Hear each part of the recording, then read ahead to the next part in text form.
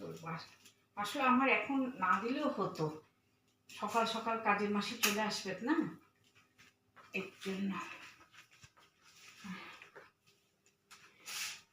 একটু দিয়ে নিলে কি সুবিধা হয়। বন্ধুরা, তোমরা ভাবছো যে আমি কি করছি। দেখো, সেই সকালে উঠি আর এখন ঘড়ি কাটা শুধু দেখো, রাত 1:30 বাজে।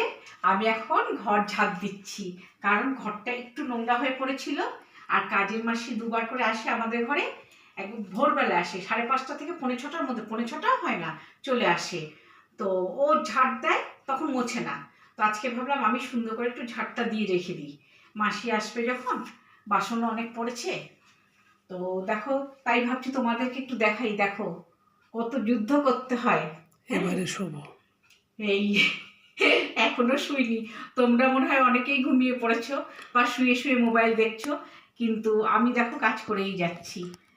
তো দেখতে থাকো বন্ধুরা, কেমন লাগলো একটু জানিও, সঙ্গে থাকবে, সাবস্ক্রাইব করবে চ্যানেলটা।